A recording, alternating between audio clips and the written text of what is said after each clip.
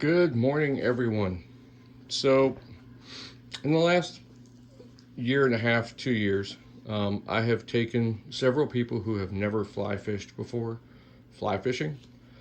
So, I thought I would do a video that would kind of help people understand what it is that we do and more than likely how we do it. Because number one question I guess, how do you stand in that water for hours and hours and hours? Well, yeah, it can get uncomfortable, but if you have the right gear and the right plan, um, you can do it. So first, let's start off. I've got some talking points here.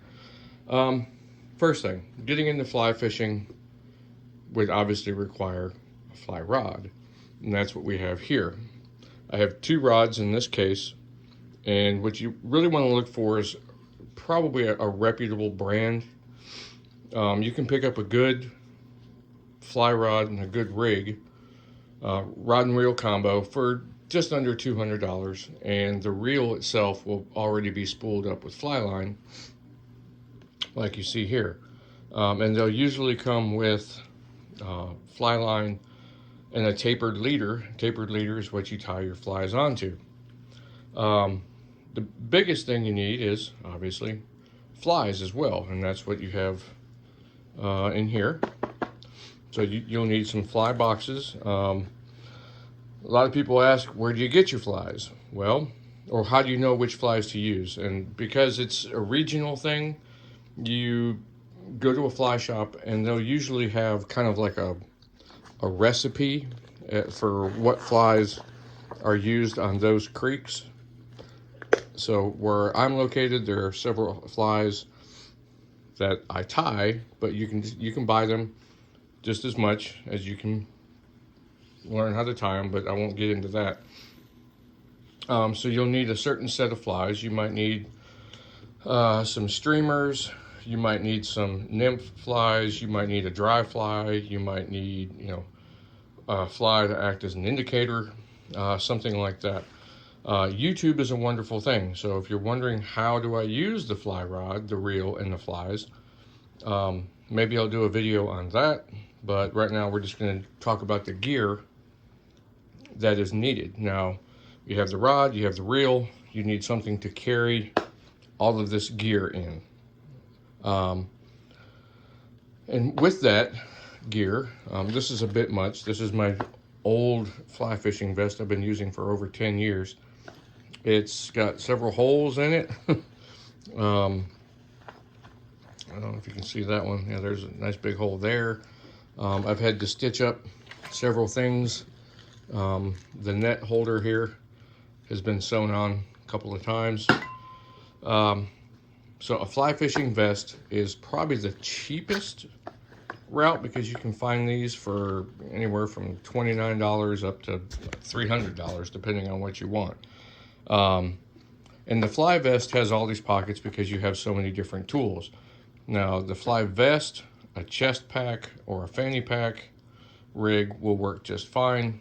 I just find that in the wintertime when I'm fly fishing, with all my base layers on, my chest rig kind of inhibits my ability to see down in front of me, especially when I'm walking through the creek.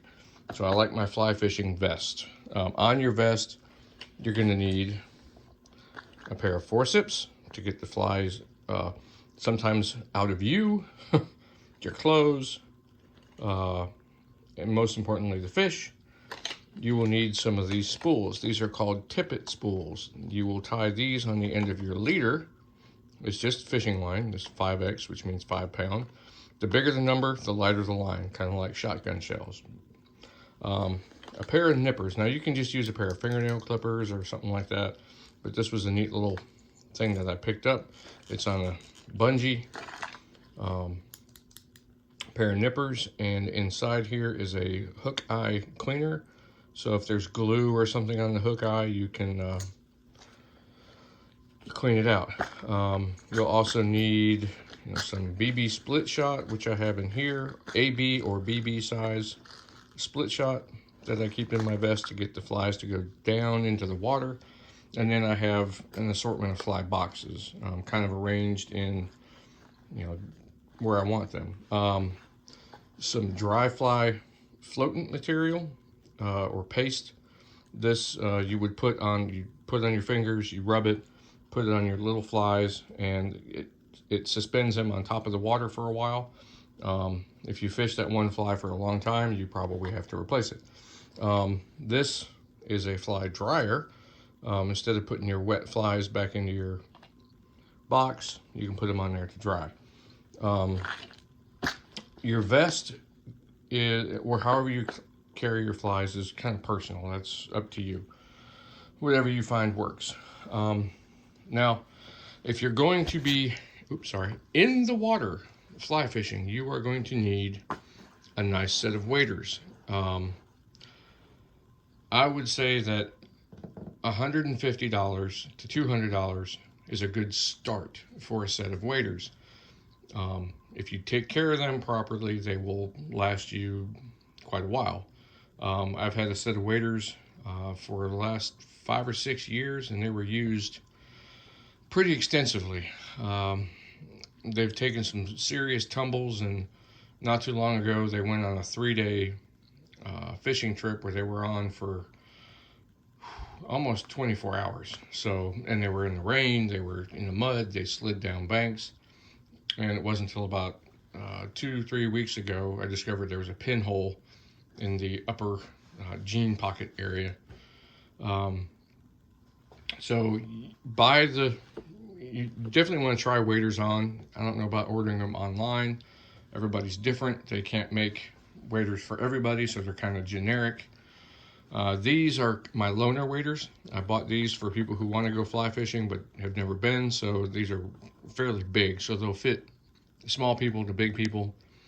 The small people will find it kind of baggy and uncomfortable. The bigger people might find it a little tight. Wader boots. Now you see these things have a neoprene boot at the bottom of the wader that your foot goes into, and your foot should stay dry. If your foot's getting wet, you have a leak. Wader boots. These are what are called sticky boots. The rubber outsole is some sort of compound that when it gets wet, it gets kind of sticky, and it adheres to the rocky surfaces. Not to the point where you're gonna, like Spider-Man, but it works.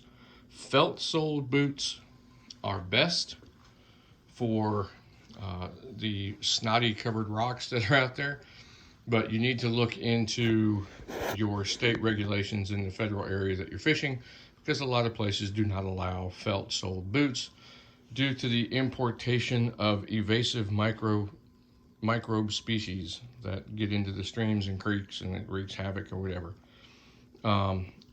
With that, in the wintertime, we have base layers.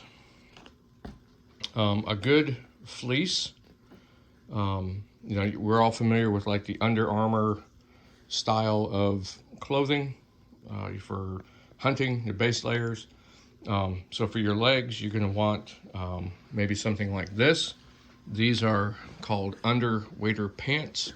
They're pretty much a pair of sweatpants that are made like regular pants, but they're thicker. They have a micropile fleece on the inside. And the neat thing about these versus regular sweatpants is they're built like pants. So you have pockets. You can put your wallet, your keys, fishing licenses, like that. And if you want, you can go out to lunch afterwards, because they don't look like you're running around in a pair of pajamas. With that, when you're getting into your waders, a lot of times your pants will want to ride up as you're putting your leg in. These are a pair of stretchy neoprene cloth covered cuffs. You put these around the ankle of your pants, and it stops them from riding up, which is kind of uncomfortable when you're getting ready to fly fish, especially when you're putting your boots on. It gets all bunched up. This is running a bit long. If it's really cold, then you're going to want some serious layering. Puffy jackets like this, I know they're kind of ugly. They're kind of not so much in fashion anymore. So you have sweater, you have jackets The puffy jackets work really well because they can really compress. These things can get really thin, but they still keep you warm. Down is really good, but down does not do well when it gets wet. All the feathers and downy material inside here absorbs that water and it stays there. Micropile or microfiber or microfill or polyester fill works a lot better because it sheds the water. But the best thing is wool. I don't have any wool out here right now. Actually, yes, I do. These. We'll get into that here in a minute. So yeah, that's the outerwear. Rain, you're going to want, if you think it's going to rain, a good lightweight rain jacket to go over any of this is fine. A good net with a attachment point to the back of your vest. Now, socks. A wool blend sock. Smart Wool is a nice, comfortable sock to wear. Keep your feet warm. A muff, believe it or not, something as thin as this. We all know what these are now because of the COVID. This works as these neck gaiters work great, especially if there's a breeze. You can cover your face, keep from getting chapped lips, which is annoying. And fingerless gloves. I know it sounds weird, it's kind of like a homeless statement, but these I have had for about as long as I've had this vest. And they've got holes in them. They don't smell that great. But these are wonderful to have when your hands get cold. Also, a headlamp. Why? Because a lot of times you're going to be going out where it's early in the morning, or you may fish till late at night, and having some sort of illumination to get you back to your vehicle is very important. Also, general rule is when you're getting ready to start fly fishing and you're at your car and you're getting your stuff out, always put your gear on first. You start with your waders, your wader boots, any base layers that you're going to need, your fly fishing vest. The last thing you do is assemble your fly rod and line. Okay, you got that? Gear, then rod. Now when you're done fishing, the general rule is the first thing you do is break down your fly rod, take all the flies off your line, put it away, then start with taking off your fly fishing gear, your base layers, your waders, your boots, put on your regular clothes. Reason being is if you leave that rod assembled out near the car, laid on the ground, inadvertently somebody's big foot is going to step on that thing and break it, or close a car door and it's going to get broken. The general rule is when you're fly rod last when you're going out to fly fish, fly rod first when you're coming back when you're done fly fishing. So this is a simple sample of some of the things. The last thing I want to cover is safety, and that is this. This is actually a ski pole. This is used as a wading stick. It attaches to my wading belt, and I use that to probe the surfaces as I'm walking. When you're trying to get into a hole where you think there might be some fish in front of you, you want to have that. It's kind of like a blind person uses their cane to feel what's around them. You do the same thing. It also helps getting in and out of the creek. If you have to go up a bank or down a bank and there's really nothing strong enough to hold on to, you can bury this thing into the ground and use it to prop yourself up. When you're walking in the water, you do not walk like you're walking down the street. You kind of shuffle. You lightly pick up one foot, slide it, move it around, looking for obstacles in your way or drop-offs or anything like that. So here is a simple display of some of the gear needed to go out and fly fish here in the wintertime. Okay, I hope this was helpful. If you have any questions, I don't know what to tell you. Leave a comment. Okay, thank you much.